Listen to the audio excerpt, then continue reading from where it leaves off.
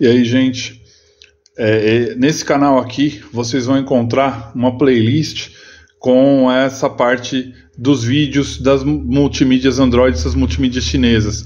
Esse vídeo aqui, a intenção é mostrar para vocês 15 acessórios que a gente pode usar na maioria dessas multimídias. Nem todos os acessórios são compatíveis com todas as multimídias. Então, começando a falar, vou falar sobre a câmera de estacionamento frontal. Essa não é a câmera traseira, é uma câmera frontal.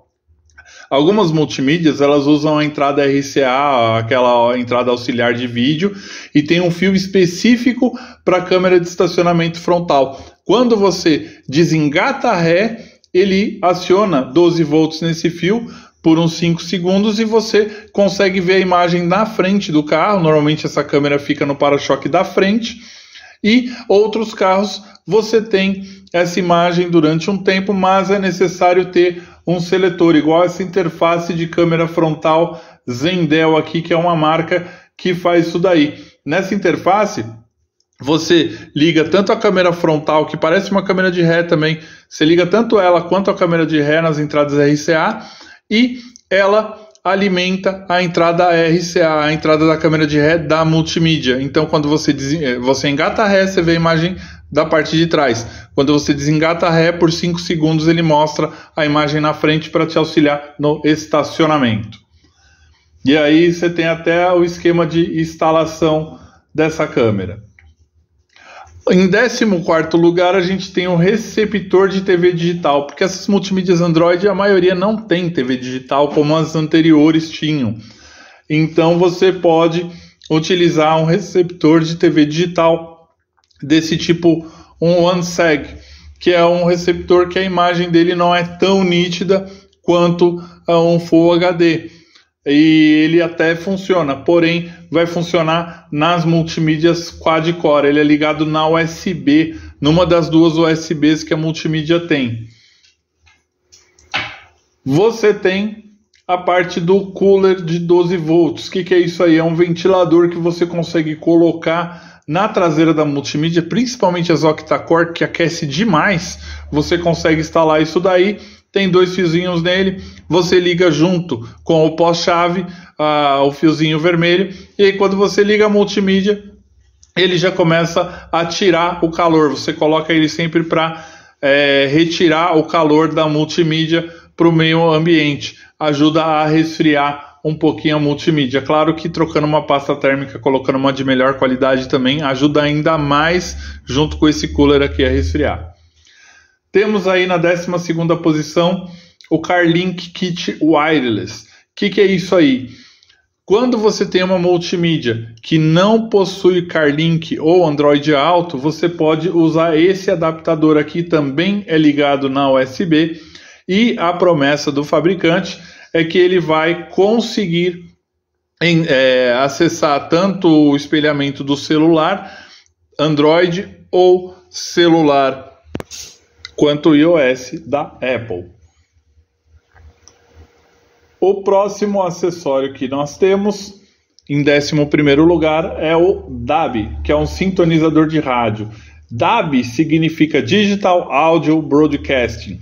Ele já é adotado em um monte de países, o Brasil tem isso daí desde 2007. E o que é isso aí? É um rádio digital. É aquele rádio FM que você consegue receber tanto o sinal, a voz, né, o som, quanto alguns textos e até algumas fotos também. O Brasil usa o padrão de transmissão iBook, que é o padrão americano. Então, se você for comprar um desse, você tem que ter o padrão americano. É legal isso? Nem tanto, porque a maioria das multimídias já tem essa parte integrada. E aqui não adianta você comprar isso daqui tentando melhorar o sinal do rádio da multimídia, que vai continuar o que é hoje. Não é bom esse sinal, vai continuar ruim esse sinal do rádio. Isso daqui não vai melhorar em nada. É só uma rádio digital transmitida por satélite igual TV digital. Em 10º lugar nós temos o controle de volante. O controle de volante, a maioria das multimídias possui 2 fiozinhos, que é aquele fiozinho K1 e K2. Esses 2 fiozinhos você pode utilizar uma interface. Na maioria dos carros você precisa dessa interface para ele reconhecer o controle de volante, quando é o padrão do carro, e você também consegue comprar um controle de volante. Tem vários modelos que você encontra também para vender, que já são compatíveis com a multimídia e você consegue instalar no seu volante. Alguns são de gosto meio duvidoso, né? São feios, agora outros até que você consegue ter uma boa aparência. E alguns carros você já consegue integrar direto esse controle de volante, principalmente quando a multimídia permite a conexão do CAN bus. Em nono lugar, nós temos o sensor TPS de pressão de pneus. Esse daqui é um acessório interessante, porque você vai ter dois tipos. Vai ter um que você enrosca no bico do pneu, então é um sensor externo, e vai ter um sensor interno que você consegue desmontando, tirando o pneu da roda, você consegue colocar ele por dentro. Ambos têm bateria e ele passa um sinal pelo Bluetooth e você consegue, através da USB, né, desse acessório via USB, identificar qual é a pressão de cada pneu, e ele te dá até um alarme se o pneu estiver esvaziando também. É um acessório até que útil. Em oitavo lugar, nós temos a câmera de estacionamento traseira. Essa câmera de estacionamento, a maioria das multimídias já vem com ela, e a maioria das pessoas usa ela nos carros também.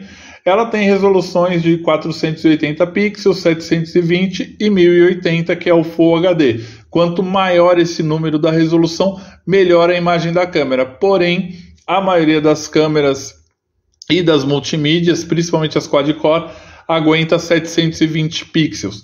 As bem antigonas aguentam só até 480 pixels.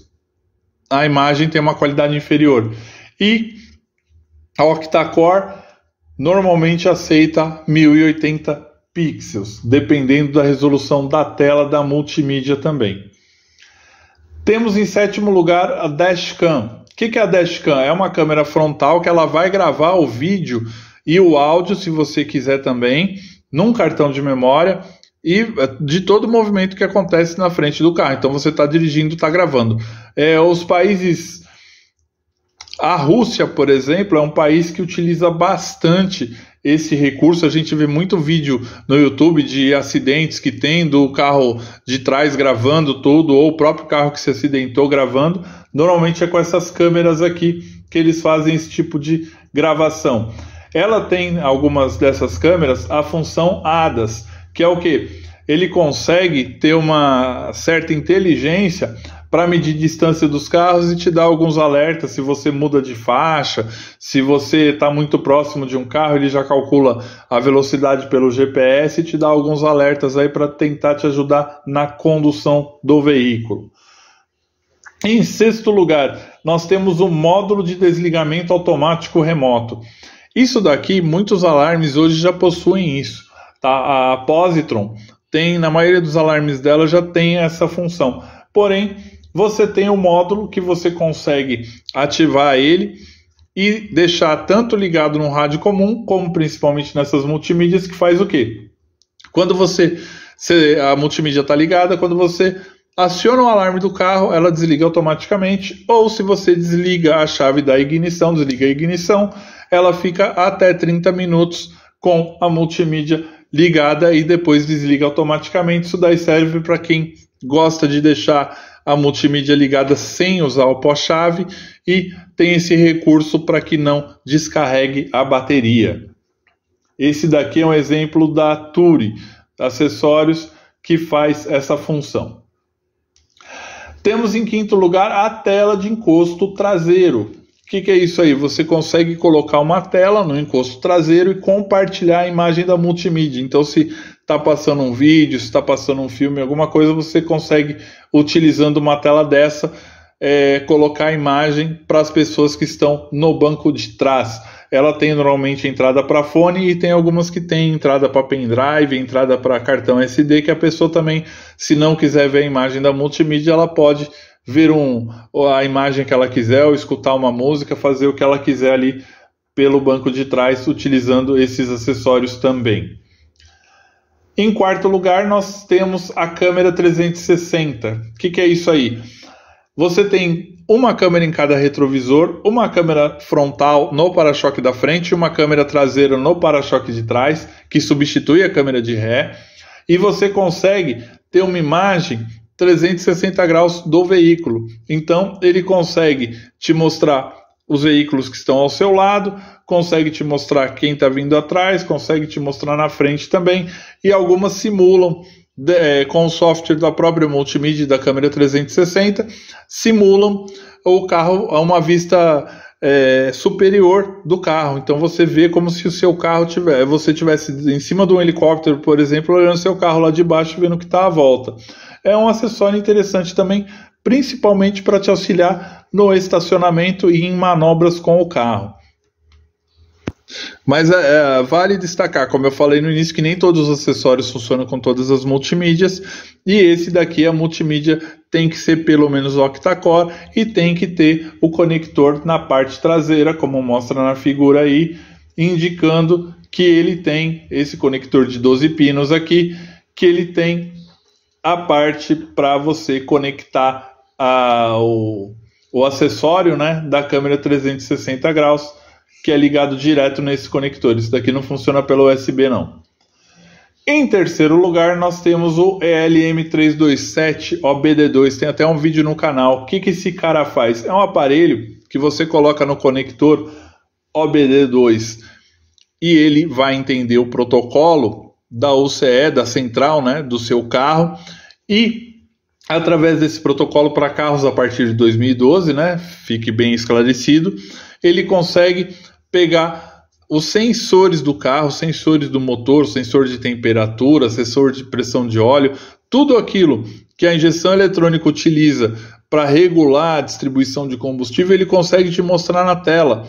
Carros que não possuem a parte de computador de bordo, você também consegue ter, na maioria deles, um consumo médio, um consumo instantâneo, e você, através desse acessório aqui, que ele é conectado pelo Bluetooth, tem vídeo no canal mostrando como é que ele funciona, como é que instala ele, você coloca um programa na multimídia e você consegue ter acesso a todas essas informações, até se a luzinha da injeção começa a acender lá com erro, e na maioria dos carros você consegue, através desse acessório, ver qual é o código de erro e até resetar o código de erro da injeção que aparece no painel. Importante, isso daqui não dá para zerar a quilometragem, tá? Então nem adianta tentar, ele não é feito para isso. Em segundo lugar, microfone externo. Para multimídia que tem o cabinho onde tem as entradas e saídas RCA, tem um cabinho do tipo P2, que é esse cabinho preto que está mais à esquerda aí da imagem. Para essas multimídias, você consegue colocar um microfone externo para melhorar a sensibilidade do áudio. Então, quando você estiver ali no Bluetooth, estiver atendendo uma chamada, você posicionando esse microfone aqui em cima ali no parasol do motorista, consegue que ele capte melhor a sua voz, os sons, né, dentro do carro, e você consegue ter uma melhora na comunicação, caso você tenha dificuldade com o microfone que já vem na própria multimídia, ali em cima do botão, dos botões laterais dela. E em primeiro lugar, o controle de longa distância.